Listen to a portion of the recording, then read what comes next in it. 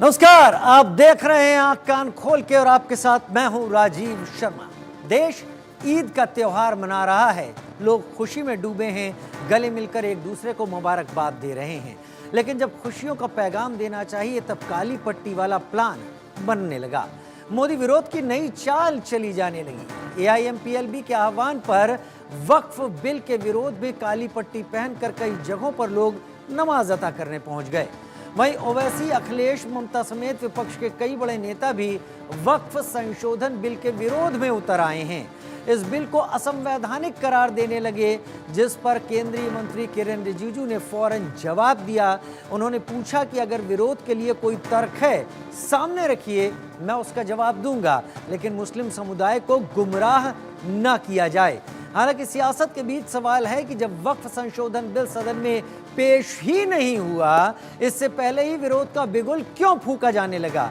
आज इसी मुद्दे पर करेंगे चर्चा, लेकिन इससे पहले यह रिपोर्ट देखिए।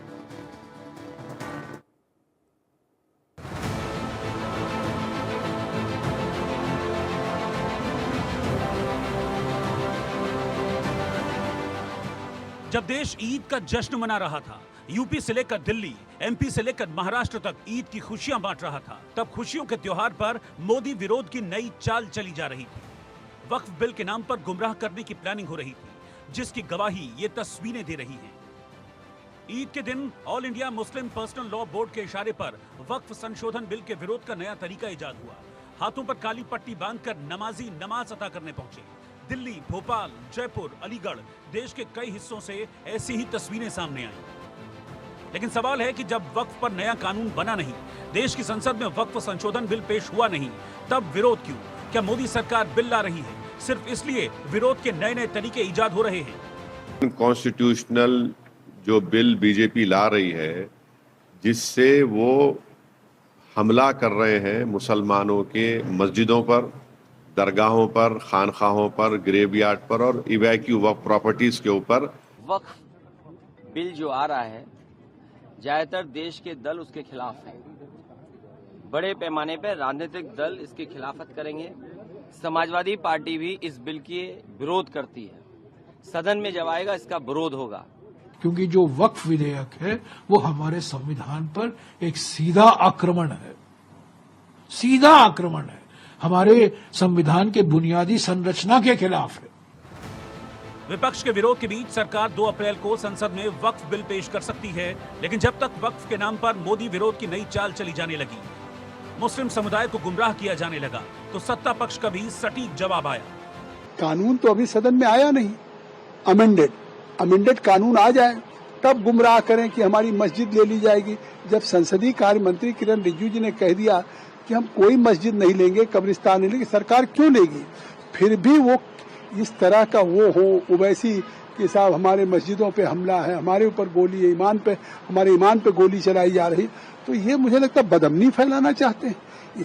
कुछ लोग कहता है कि ये वक्फ अमेंडमेंट बिल अनकॉन्स्टिट्यूशनल है। अरे कम से कम थोड़ा सा सोच समझ के बोलता तो हमको भी अच्छा लगता। क्रिटिसिज्म करने का राइट है सबका, लेकिन क्रिटिसिज्म कोई तर्क पे तो होना चाहिए। वक्फ के नाम पर जब सियासी घमासान छिड़ा, तब ईद पर आई एक और तस्वीर पर सवाल खड़े होने लगे। तस्वीर ईद की नमाज के बाद फिलिस्तीन के झंडे लहराने की है। ईद की नमाज के बाद फिलिस्तीन के झंडे लहराए गए। मेरठ, एमपी के भोपाल, हरियाणा के नूह, उत्तर प्रदेश के मेरठ और सहारनपुर में नमाजियों के हाथों में झंडे के अलावा तख्तियां भी दिखाई दी, जिस पर फिलिस्तीन के समर्थन में नारे लिखे गए थे। सवाल है कि क्या ये तस्वीरें भी मोदी विरोध की नई चाल हैं? और सवाल ये भी कि खुशियों के इस त्योहार ईद पर ब्लैक डे का सिग्नल क्यों दिया गया? Bureau report, India news. त्योहार खुशियों का ईद, लेकिन मौका इसके जरिए भी राजनीति को चमकाने का दिखाई पड़ता रहा। काली पट्टी बांधकर all India Muslim personal law board ने सभी लोगों को जाने के लिए कह दिया, नमाज अता करने के लिए कह दिया, एक ऐसे बिल को लेकर जो अभी सदन में सामने आया ही नहीं है। कई चीज़ें यहाँ पर उठने लगी हैं, लेकिन हम चाहेंगे कि इस बारे में जो जवाब आप तक पहुँचे दर्शकों, वो जवाब उन लोगों के ज़रिए पहुँचे जो इस बात का दम भरते हैं कि इस बारे में उनके पास जो ज्ञान है, जो नॉलेज है, वो सबसे ज़्यादा है और वो शायद बेहतर तरीके से लोगों तक मैसेज पहुँचा सकते हैं। तो यासिर जिलानी, प्रवक्ता बीजेपी, मेरे साथ जुड़ गए हैं इस वक्त। डॉक्टर पूजा त्रिपाठी, प्रवक्ता कांग्रेस, मेरे साथ इस वक्त जुड़ गई हैं। मुफ्ती शमान काजमी मेरे साथ इस्लाम के जानकार, इस्लामिक स्कॉलर के तौर पर जुड़ गए हैं। मेरे साथ सफ़ीउल्लाह साहब मेरे साथ जुड़ गए हैं और ये हैं सेक्रेटरी हफ़ीउल्लाह साहब, सेक्रेटरी ऑल इंडिया मिल्ली काउंसिल कर्नाटक से मेरे साथ जुड़ गए हैं। आप सभी का बहुत स्वागत है और चर्चा शुरू करने से पहले मैं आप सभी को ईद की बहुत सारी शुभकामनाएं भी देना चाहूँगा।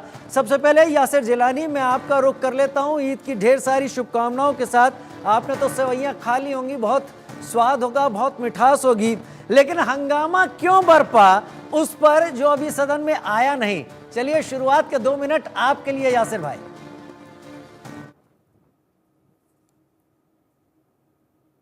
कि पुरखलूस मुबारकबाद। ईद जो है वो खुशियाँ लाता है, ईद दोस्ती कराता है, ईद इत्तेहाद, इखलाक, भाईचारा की बात करता है। और सबसे बड़ी बात है कि आजकल जो शुभ नवरात्रे चल रहे हैं उसमें ईद है। तो ये जो साझा संस्कृति भारत की है और भारत जिस संस्कृति के लिए जाना जाता है उसके लिए आज का दिन बहुत बड़ा उदाहरण है। और मैं हंगामा क्यों है बरपा, इस पे हम चर्चा जरूर करेंगे।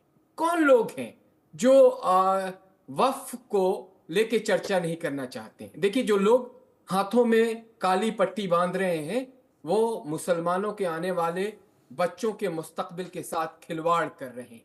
जब भारत सरकार के अल्पसंख्यक कल्याण मंत्री क्लियर अल्फाजों में कहते हैं कि किसी भी मस्जिद, किसी भी मदरसे, किसी तरह की कोई प्रॉपर्टी को डैमेज नहीं किया जाएगा, किसी से कोई चीज छीनी नहीं जाएगी, तो आखिर ये झूठ के आधार पे प्रोपेगेंडा क्यों फैलाया जा रहा है?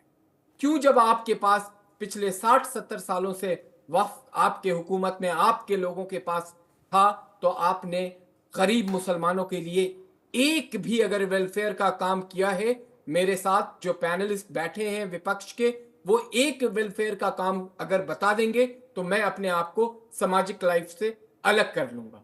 पिछले 60 सालों में वक्फ की जितनी बुरी हालत हिंदुस्तान में कांग्रेस और उसकी मिलीजुली पार्टी की सरकारों ने राज्य में और केंद्र में किया है, ये सब जानते हैं।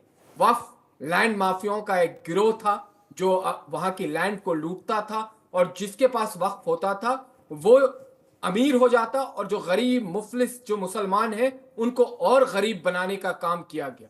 जब इस सरकार ने ट्रांसपेरेंसी लाने की बात करी, इस सरकार ने कहा कि उन लैंड माफिया लोगों को जिन्होंने तमाम वक्फ की लैंड को लूट के अपने आप को अमीर बनाया है उसकी हम जांच कराएंगे और इन लोगों को जेल भेजा जाएगा। तो आज इन्होंने एक प्लेटफॉर्म ढूंढ लिया है और गरीब जो बहुत ही हृदय से सच्चा मुसलमान होता है उसको भड़काने का काम कर रहे हैं। उसको ये कह रहे हैं, ये वही वाली चाल चल रहे हैं जब कहते थे शुरुआत में कि आरएसएस और भाजपा आ जाएगी तो भारत से मुसलमानों को पता नहीं किस देश में भेज दिया जाएगा, लेकिन एक भी मुसलमान भारत छोड़ के नहीं गया। ये वही लोग हैं जो सीए एनआरसी पे मुसलमानों को भड़काया और कहा कि आपको डिटेंशन सेंटर में भेज दिया जाएगा, आपको बॉर्डर क्रॉस करा दिया जाएगा, लेकिन भारत का एक भी मुसलमान अपने संवैधानिक ताकत के बदौलत, जो संविधान ने उसको ताकत दी है, जो सरकार का उसको साथ मिला है, उसके बदौलत वो कहीं भारत से बाहर नहीं गया। मुझे बेहद अफसोस हुआ कि आज ईद के शुभ दिन पे मुसलमानों को भड़का के कुछ मुस्लिम तुष्टीकरण की राजनीति करने वाले ओवैसी जैसे लोग काली पट्टी ओवैसी तो ये कह रहे हैं यासिर जिलानी कि खानकाहों पर, मस्जिदों पर, इबादत गाहों पर कब्जा करने की शुरुआत है। हालांकि मैं यहां पर अपने दर्शकों को यह बता दूं कि अभी ये चीज सदन के पटल पर आई नहीं है, लेकिन उन्होंने ये भी कहा है। मुझे तो आप ये जानिए कि मेरे पास, मैं बहुत वक्फ को 1944, 55, 56 से 2013 तक के अमेंडमेंट को मैं आपके सामने रख सकता हूं अगर मुझे वक्त मिले। मैंने इस पे गहन एक तरीके से शोध किया है और मैंने कब कब कैसे कैसे वक्फ की ताकत को मुतवल्ली और वहां के चेयरमैन को दिया गया, ये मैं जानकारी रखता हूं। लेकिन मैं सिर्फ आज की बात करना चाहता हूं कि आज ईद के शुभ दिन पे, ईद खुशियों का त्योहार होता है और काली पट्टी एक तरीके से आप मनहूसियत की बात कर रहे हैं। मैं ये वर्ड इसलिए बात कर रहा हूं कि ये निगेटिव फैलाने का काम करता है, ये आपको और निगेटिव बनाता है। और देखिए, जो हमारे भोले भाले मुसलमान हैं, ठीक है। जिनको कोई आइडिया नहीं है, जो गांव कस्बों में रहते हैं और अपनी जिंदगी का गुजर बसर बहुत अच्छे से करते हैं, उनको सरकार के खिलाफ भड़का के ये लोग काली पट्टी बंधा के आज जो ईद का मैसेज होता है, ईद जो खुशियों का त्योहार है, उसके ऊपर भी मिट्टी डालने का काम किया है। ठीक मैं आपके माध्यम से भारत के मुसलमानों से कहना चाहता हूं कि पूछिए ओवैसी साहब से, हैदराबाद में कितनी वक्फ की जमीनों पे उन्होंने कब्जा किया हुआ है और जो दारुस्सलाम है वो किस जमीन पे बना हुआ है, इस पे चर्चा करनी होगी। और मैं इस्लामिक स्कॉलर जो लोग बैठे हुए हैं, मैं उनकी बहुत इज्जत करता हूं, लेकिन वो सवाल पूछे ओवैसी और उन लोगों से जिन्होंने वक्फ की सबसे ज्यादा जमीनों को कब्जा करके अपनी राजनीति। चलिए, जब उनका मौका आएगा यासिर भाई, तब वो अपनी बात भी रखेंगे। लेकिन अब आपने कहा कि वक्फ की जमीन, तो करीब 8,70,000 संपत्तियां इस वक्त वक्फ के पास हैं। जो लोग हमारे समझ नहीं रहे इन चीजों को, वक्फ का आखिर आया कहां से? अरबी भाषा का शब्द है वक्फा, आपने सुना ही होगा, यानी ठहरना। और ये कोई जो मुस्लिम है वो अगर दान करता है इसे धर्म के कामों में, रिलीजन के कामों में, तो ये अल्लाह को ट्रांसफर माना जाता है, इर्रिवर्सिबल चीज होती है। ये मोटा मोटा मैं आपके सामने रख देता हूं। लेकिन डॉक्टर पूजा त्रिपाठी, आपने यासिर जिलानी को सुना, मैंने डॉक्टर जयराम रमेश को सबसे पहले सुनवा दिया था। उनके मुताबिक ये जो भी संशोधन को लेकर ये सारी बात सामने आ रही है, वक्फ अधिनियम को लेकर जिसको पेश किया जाना है, जेपीसी ने जिसके ऊपर चर्चा की थी और बहुत सारे जेपीसी के पॉइंटर सामने आए, मैं एक एक करके उसमें बीच में भी रखूंगा, लेकिन उन्होंने कहा कि ये संविधान पर हमला है। कैसे समझाएं? राजीव जी, आप सभी को, सभी पैनलिस्ट को ईद की मुबारकबाद। बहुत मुबारकबाद आपको भी। और ये बड़ा खूबसूरत दिन है। और अभी यासिर जी को, आपने, यासिर जी ने तो सेवैयां खा ही ली होंगी, पर यासिर जी को मैं याद दिलाना चाहूंगी कि जब वो कहते हैं कि आपने ईद की भावना को, मेरी उर्दू अच्छी नहीं है, मेरी हिंदी अच्छी है, तो मैं उसमें ही रिप्लाई करना चाहूंगी कि आपने ईद की भावना को करप्ट किया है जब आप काली पट्टियां लगा के। तो मैं याद दिलाना चाहूंगी कि यही तिलक थे जिन्होंने गणेश उत्सव में स्वतंत्रता संग्राम की अलख जगाई थी। तो जो सारे रिलीजियस प्रोसेशंस होते हैं, जो सारे धार्मिक आयोजन होते हैं, उसमें लोगों का एक साइलेंट प्रोटेस्ट है, क्योंकि यहाँ पे लोग अपने अधिकार और सम्मान की बात कर रहे हैं, अपनी सुरक्षा की, अपने संपत्तियों की सुरक्षा की बात कर रहे हैं। राजीव जी, आपने एक बहुत बेहद जरूरी सवाल से ये डिबेट ओपन की है कि जब तक ये सदन में आया नहीं है तब इसकी क्यों विरोध हो रहा है। पर ये बात यहाँ गौर करने लायक है कि यह सदन में आने से पहले ये जेपीसी में गया था। जेपीसी में जो ये लोकतांत्रिक प्रक्रिया का पालन होता है वो बिल्कुल नहीं हुआ। 450 पेज की रिपोर्ट को जेपीसी मेंबर्स को बोला गया था 1.5 दिन में दिए। डिसेंट नोट उसमें शामिल नहीं है। नॉन स्टेक होल्डर्स को शामिल किया गया और स्टेक होल्डर्स में तकरीबन, और ये मैं नहीं कह रही हूँ, जेपीसी जिन्होंने अटेंड की है, हमारे सैयद नासिर हुसैन जो राज्यसभा के एमपी भी हैं, उनका ये वक्तव्य, उनका ये ऑफिशियल स्टेटमेंट है, मैं उसी को दोहरा रही हूँ। उनका कहना है कि तकरीबन 98% स्टेक होल्डर्स ने इसको रिस्वो किया और जेपीसी के मेंबर्स ने, अपोजिशन मेंबर्स ने कहा कि आप बड़े स्टेक होल्डर जैसे माइनॉरिटी बोर्ड के वेलफेयर के चेयरमैन को बुलाइए, वो नहीं बुलाया गया। वहीं किरण रिजिजू जी कहते हैं कि कोई भी स्टेटमेंट रिट्रैक्ट नहीं किया गया, पर जितने भी डिसेंट नोट अपोजिशन मेंबर्स ने लिख कर दिए हैं वो इसमें नहीं है।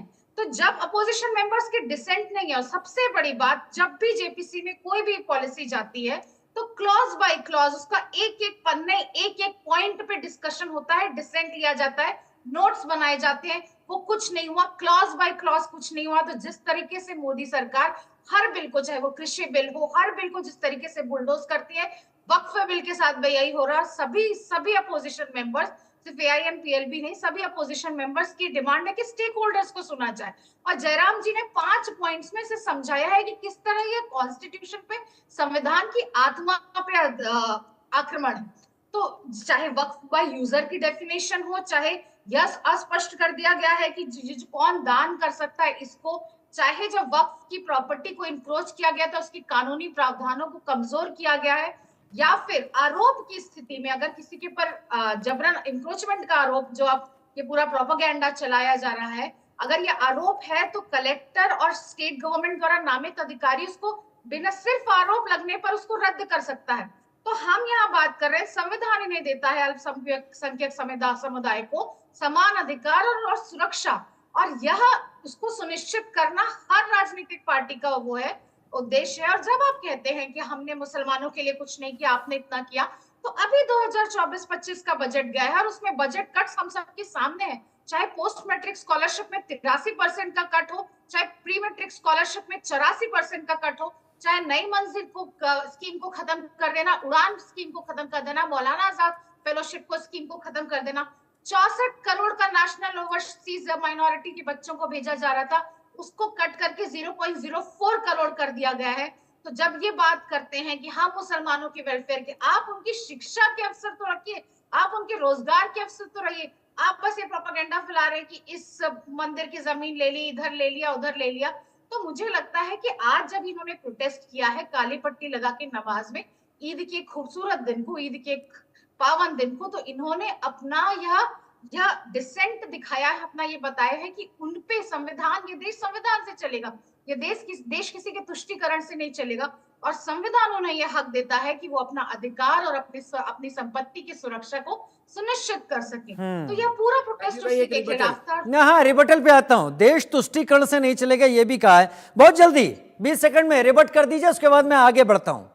कांग्रेस की प्रवक्ता मोहतरमा ममता त्रिपाठी जी अब बड़ी नहीं, ममता नहीं, पूजा त्रिपाठी जी पूजा त्रिपाठी जी सॉरी, बड़ी जज्बात में आके, क्योंकि तुष्टीकरण के चैंपियन तो कांग्रेस पार्टी है, सब जानते हैं। 72 में मुस्लिम पर्सनल लॉ 1972 में था, बाद में मुस्लिम पर्सनल लॉ बोर्ड इन लोगों ने उस मुस्लिम पर्सनल लॉ को बना दिया। संवैधानिक अधिकार की आप बात कर रहे हैं, आपके यहाँ 2008 में सच्चर कमेटी की रिपोर्ट आपके सरकार के टेबल पे आई थी, और उस सच्चर कमेटी की रिपोर्ट का क्या हाल किया है कांग्रेस की सरकार ने 2013 तक, ये हिंदुस्तान जानता है। इस पे भी चर्चा हो रही है। चलिए यासिर भाई आपने एतराज जता दिया, मैं उसको ज्यादा लंबा नहीं खींचूंगा। मेरे साथ और भी खास मेहमान हैं, मेरे साथ चक्रपाणी महाराज भी मेरे साथ जुड़ गए हैं, हफीउल्लाह साहब मेरे साथ, इस्लाम के जानकार, सेक्रेटरी ऑल इंडिया मिल्ली काउंसिल कर्नाटक मेरे साथ इस वक्त जुड़ गए हैं। बहुत बहुत स्वागत है हफीउल्लाह साहब आपका। ये जो कयास लग रहे हैं, मैं कयास इसलिए कह रहा हूं कि जेपीसी से निकले हुए पॉइंटर्स, वो जो उनकी बैठकें हुई थी वो तो मेरे सामने हैं, लेकिन क्योंकि अभी पार्लियामेंट में सदन के पटल पर चीजें नहीं आई हैं तो मैं ठोक बजा के नहीं कह सकता कि यही चीजें हैं यहाँ पर। आप किस तरीके से देख रहे हैं सबको? और ईद के मौके पर अगर all India Muslim personal law board ये कहता है कि आप काली पट्टी बांधिए और इसका विरोध कीजिए, उस चीज का विरोध कीजिए जो चीज अभी पेपर पर सामने नहीं है, तो उसको कितना जायज आप समझते हैं हफीउल्लाह साहब? देखिए राजीव जी, मैं समझता हूं कि आप सिर्फ मुसलमानों को अलग थलग करके नहीं देख रहे हैं, बाकी सब भारतीयों को एक जैसा देख रहे हैं। मैं ये समझ रहा हूं, अगर आप सब भारतीयों को एक जैसा देखते हैं तो जब बीजेपी ने किसानों के मफाद के लिए बोलकर बिल्स लाई थी, तो क्या वो बिल्स आने से पहले वो स्ट्राइक नहीं किए थे कि वो मांगे नहीं रखी गई थी? तो क्यों मुसलमानों की मांगे रखने को ऐसा आप बयान कर रहे हैं, जबकि मुसलमानों को भी नागरिक होने के नाते पूरा हक हासिल है कि वो जो चीज़ उन्हें नुकसान पहुंचाती है उसके खिलाफ वो आवाज़ उठाएं, वो कहें हुकूमत से कि ये हमें ठीक नहीं है। जहाँ तक वक्फ बिल की बात है, आप अच्छी तरह ये जान लें कि वक्फ बिल जो है हमारे इस्लाम पर हमला है और कॉन्स्टिट्यूशन पर भी हमला है, क्योंकि कॉन्स्टिट्यूशन में पूरी आज़ादी दी गई है रिलीजियस इश्यूज़ को, और वक्फ जो है मुसलमानों का रिलीजियस मैटर है। और मैं खुद एक प्रॉपर्टी वक्फ किया हुआ हूँ, और मैंने खुद लिखा हुआ है वो प्रॉपर्टी कैसे इस्तेमाल हो, और वो छोड़कर दूसरी इस्तेमाल नहीं हो सकती। जबकि हुकूमत कई हमारी प्रॉपर्टियों पे हुकूमत खुद बैठी हुई है, उसको हड़पने के लिए ये बिल लाई गई है। हमें साफ मालूम है, सारे 25 करोड़ हिंदुस्तानी मुसलमानों को मालूम है, किसी के भड़काने की कोई ज़रूरत नहीं है। मैं खुद पट्टी बांधकर आज ईद की नमाज पढ़ा हूँ, मुझे मालूम है, हर मुसलमान को मालूम है। और जहाँ तक हमारे बीजेपी के प्रवक्ता बोल रहे हैं, हम तो इनसे मुसलमान कोई तवक्का नहीं कर सकते जो बीजेपी में है कि वो मुसलमानों की या इस्लाम की बात कर सकें। बेचारे वो अगर थोड़ी सी बात करेंगे तो भी साइडलाइन कर दिए जाए। नहीं, जैसे ये तो आपने वो बात कह दी, ये तो आपने वो बात कह दी कि किसी दूसरी पार्टी में अगर कोई नॉन मुस्लिम है तो आपने उसकी बात ही नहीं कर सकता। मुझे लगता है लोकतंत्र है। लेकिन आपने बड़ी अच्छी बात यहाँ पर कही, आपने बहुत अच्छी हफीजुल्लाह साहब बात कही, आपने कहा कि ये इस्लाम के ऊपर हमला है। जरा मेरे दर्शकों को समझाइए क्या वक्फ सभी इस्लामिक जरा एक कंट्रीज बात- में है? एक बात देखिए, नहीं नहीं नहीं, मेरे देखिए, सवाल का यहाँ- जवाब यहाँ दें। कर्नाटक में क्या वक्फ राजीव सभी जी, इस्लामिक राजीव जी। कंट्रीज में है? जहां जहां इस्लाम, राजीव जी जी सभी वक्फ इस्लामिक कंट्रीज कंट्रीज में वक्फ है। राजीव जी, इस्लामिक कंट्रीज में वक्फ बोर्ड रहने की जरूरत नहीं, लेकिन वक्फ प्रॉपर्टीज हैं जिसको गवर्नमेंट वहां डायरेक्टली हैंडल करती मैं है। आपको ऑन यहाँ रिकॉर्ड government directly handle कर रही है बता वक्फ बोर्ड देता के हूं। जरिए। मैं आपको ऑन रिकॉर्ड बता रहा हूं। तुर्की की बात करें, हाँ। जो अपने को लीडर हाँ। बनने की कोशिश करते हैं, वहां वक्फ का कोई वजूद नहीं है। मिस्र में वक्फ का कोई वजूद नहीं है। My dear sir, जो जॉर्डन My जो dear सबसे sir, ज्यादा राजीव जी, इस्लामिक कहा जाता राजीव सुने जी, you तो please correct yourself. जॉर्डन में नहीं है, राजीव लेबनान में जी, नहीं है, राजीव सीरिया, जी, you please- ट्यूनीशिया, इराक में वक्फ My नहीं dear है। Rajiv ji, my dear Rajiv ji, please correct yourself. वहां वक्फ बोर्ड के रहने की जरूरत नहीं, वक्फ प्रॉपर्टीज हैं जो गवर्नमेंट हैंडल कर रहे हैं भाई। गवर्नमेंट डायरेक्टली हैंडल करती है वक्फ प्रॉपर्टीज को वहां पे। चलिए, यहाँ गवर्नमेंट चूंकि सेक्युलर गवर्नमेंट है, इसलिए वक्फ बोर्ड बनाया गया है ताकि वो मुसलमान मेंबर्स को रख के हैंडल किया जाए। अब बीजेपी जो है उसमें हिंदू मेंबर्स को ठोसना चाहती है, जिनका अकीदा, जिनका बिलीफ इस्लाम पर नहीं है, जिनका फेथ इस्लाम नहीं है, नहीं, और जिसका थोड़ा देर बिलीफ थोड़ा देर रुक के बात करते हैं। लेकिन मैं आपको एक बात बता दूं, नहीं है। मैं आपको हफीउल्लाह साहब एक बात बता दूं कि वक्फ का जो कामकाज है उसको लेकर जो शिकायतें हैं, और ये ऑन रिकॉर्ड शिकायतें हैं, मैं अपने मन से नहीं बता रहा, 9,942 मुस्लिमों ने शिकायतें की हैं वक्फ प्रबंधन करने वाली संस्थाओं के खिलाफ दायर किया है। इनके जो न्यायाधिकरण हैं, अब तक उनके पास कहीं अपील का कोई अधिकार नहीं है, इसलिए वो सारी शिकायतें अभी तक लंबित के तौर पर हैं। लेकिन तमिलनाडु का एक गांव है थिरुचेंथुरई, वो पूरा गांव वक्फ ने कह दिया कि मेरा है। किसान राजगोपाल अपनी जमीन नहीं बेच पाता। सुनते रहिए सर, आपको तो मैंने एट लेंथ दे दिया। बेंगलुरु का ईदगाह मैदान कोई कागज नहीं है, लेकिन उसे वक्फ अपना कहता है। सूरत की बिल्डिंग अपनी कहता है। बेट द्वारिका जो कृष्ण की नगरी है, उसे वक्फ अपनी प्रॉपर्टी कहता है। शिव शक्ति सोसाइटी गुजरात की अलग ही कहानी है। खैर, मैं औरों के पास भी जाऊंगा। आपको मैंने मौका दिया, आपने मुझे एक जगह करेक्ट किया कि इस्लामिक कंट्रीज में गवर्नमेंट सब देख रही है। मुफ्ती शमून काज़मी भी मेरे साथ हैं। मैं आपके सामने भी हफीउल्लाह साहब की तरह वैसा ही सवाल रखूंगा। क्या हफीउल्लाह साहब जो कह रहे हैं इस्लाम पर हमला है, आपको भी यही लगता है मुफ्ती शमून काज़मी? शफीउल्लाह साहब, शाह जी, माफी चाहता हूं, शफीउल्लाह साहब, माफी चाहता हूं, शफीउल्लाह। देखो राजीव वर्मा जी, मैं आपसे कहना चाहता हूं कि सबसे पहले तो हम इस पे बात करें कि देश में आज़ादी के बाद वक्फ बोर्ड के जितने चेयरमैन बने हैं वो सब मुस्लिम ही रहे, और मुतवल्ली भी लगभग मुस्लिम ही रहे। 60 साल के अंदर कांग्रेस का कार्यकाल रहा, और ये जितनी तंजीमें हैं ये कांग्रेस को की सपोर्टर थी। तो इन्हें तो सबसे पहला सवाल तो कांग्रेस से के जमाने में कांग्रेस से करना चाहिए, जो इन्होंने मुसलमानों को वोट बैंक की तरह इस्तेमाल किया, कि आखिर उन्होंने 60 साल के अंदर वो प्रॉपर्टी जो तीसरे नंबर की है, जो यतीमों को, गरीबों के लिए, यतीमों के लिए, जरूरतमंदों के लिए वक्फ की गई थी, तो उन वक्फ करने वालों की उस प्रॉपर्टी का इस्तेमाल किस चीज में हुआ? क्या उनके जाती पर्सनल उनके इस्तेमाल में हुआ, या जो नादार जिनके लिए वक्फ की गई थी वो प्रॉपर्टी उनके काम में आई? क्या उस वक्फ प्रॉपर्टी के ऊपर कहीं कोई हॉस्पिटल बनाए, कोई कॉलेज बनाए, कोई यूनिवर्सिटी बनाई? तो अगर तीसरे नंबर की वक्फ प्रॉपर्टी जो मुसलमानों ने अपने औलाद को न दे करके उन यतीमों और मिस्किनों के लिए, जरूरतमंदों के लिए वक्फ किया था, उसका इस्तेमाल क्या उन्होंने मुतवल्लियों और जो वक्फ बोर्ड के चेयरमैन रहे वो सभी मुस्लिम थे?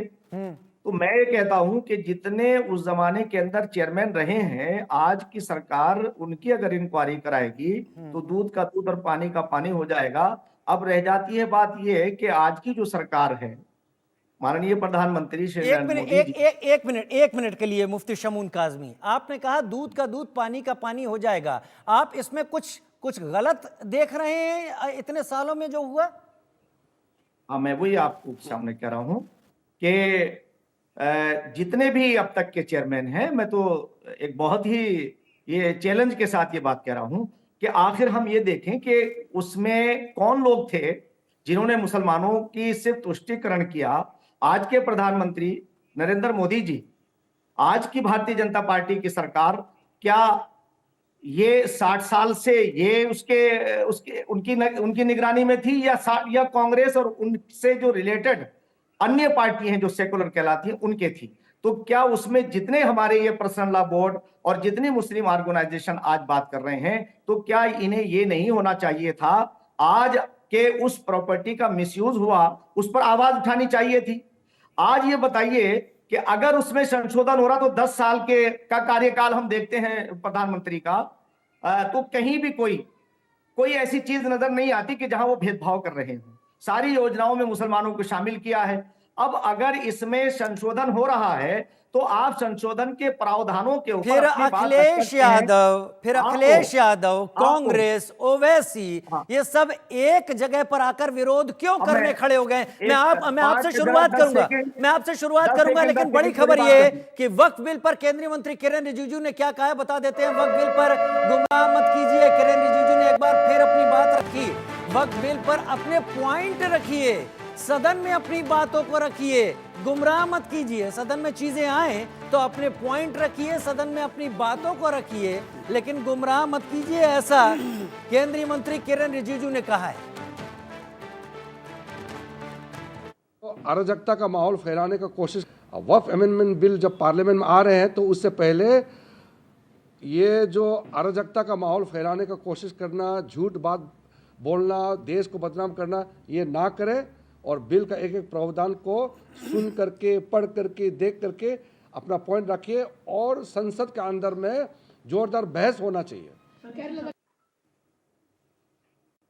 सदन के अंदर अपनी बात रखिए, पढ़िए, डिबेट में हिस्सा लीजिए, ऐसा किरेन रिजिजू कह रहे हैं। और हमेशा सदन की कार्रवाई और सदन की परिपाटी यही रही है कि अपनी बातें खुलकर रखिए, चर्चाओं में अपने पॉइंट रखिए, बाकी चीज़। मुफ्ती शमून काज़मी बात पूरी करें। मेरे साथ चक्रपाणी महाराज भी जुड़े हुए हैं, उनको भी मैं डिबेट में हिस्सा बनाऊंगा। मैं अभी माननीय केंद्रीय मंत्री श्री किरेन रिजिजू जी ने जो कहा, मैं उनका समर्थन ये करता हूं कि मेरी उनसे कई वार्ताएं हो चुकी हैं और वो बहुत समझे हुए और माइनॉरिटी से ही आते हैं।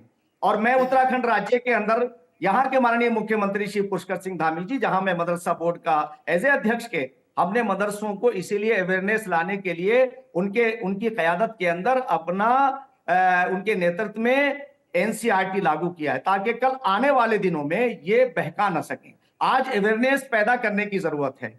हमें किसी से इख्तलाफ नहीं है, आप अपनी बात रख सकते हैं, मगर आप मुसलमानों के मसीहा बन के, उन्हें गुमराह करके, उनके हमदर्दी हासिल करने के नाम पे करें, ये उचित नहीं है। आपको अपनी बात, आप कहिए कि भाई आप सरकार से अपनी मांग कर सकते हैं, अपनी बातों को रख सकते हैं, मगर आप ये कहें कि ये सरकार मुसलमानों को कहीं नुकसान पहुंचा रही है या उनके खिलाफ काम करने जा रही, ऐसा प्रोपेगेंडा नहीं करना चाहिए। इसलिए कि आपकी बीजेपी से दुश्मनी नहीं होनी चाहिए और कांग्रेस से कोई आपके रिश्तेदार, मगर आप तो रिश्तेदारी कैसी निभा रहे हैं। 1947 से और आज तक उनके मीडिएटर की हैसियत से ये पूरे ऑर्गेनाइजेशन काम कर रही है, मुस्लिम पर्सनल लॉ बोर्ड हो या मुस्लिम और अन्य तंजीमें हो। इसलिए मैं कहना चाहता हूं आज देश के मुसलमानों से कि ना आपकी मस्जिद कहीं छीनी जाएगी, ना कोई कब्रिस्तान पे कोई कार्रवाई होगी। ये गलत प्रोपेगेंडा कर रहे हैं। मैं उत्तराखंड में माननीय मुख्यमंत्री पुष्कर सिंह धामी जी यूसीसी लेकर आए, उसमें भी मैंने ये कहा है कि ये मुसलमानों को गुमराह कर रहे हैं। किसी भी आपकी प्रैक्टिस के ऊपर कोई पाबंदी नहीं है और इस्लाम से कोई टकराव नहीं। ठीक है। आपका कहना है गुमराह करने की कोशिश हो रही है, काली पट्टियां बांधे ओवैसी हमको तस्वीरों में दिख रहे हैं, जो लगातार इस बात पर जोर दे रहे हैं कि इसके आते ही मस्जिदें और खानकाह छीन लिए जाएंगे। हालांकि अभी हम सबको जानना है कि सदन के पटल पर जब ये चीजें रखी जाएंगी तो उसमें क्या है वो तभी सामने आ पाएगा, उससे पहले शायद हमको भी कॉन्क्रीट नहीं पता होगा। लेकिन चक्रपाणी जी महाराज मेरे साथ इस वक्त जुड़े हुए हैं। चक्रपाणी जी महाराज, आपका भी एक अपना पॉइंट ऑफ व्यू जरूर होगा और मैं आपको भी पूरा मौका यहां पर दूंगा। वक्फ एक्ट का सेक्शन 85 एक चीज कहता है, जो हमेशा बहस का एक हिस्सा रहा है कि इसके निर्णय को हाई कोर्ट या सुप्रीम कोर्ट में चुनौती नहीं दे सकते, वक्फ को यहाँ पर कोई प्रमाण नहीं देना होता था। वो अगर किसी संपत्ति को अपना बताता था तो उसके बाद दूसरे को साबित करना पड़ता था। ऐसी बातें जरूर निकल कर आई, छन कर आई कि इसमें कोई संशोधन जैसी बात जेपीसी के दौरान दिखाई पड़ी जो शायद एक इसका हिस्सा हो। लेकिन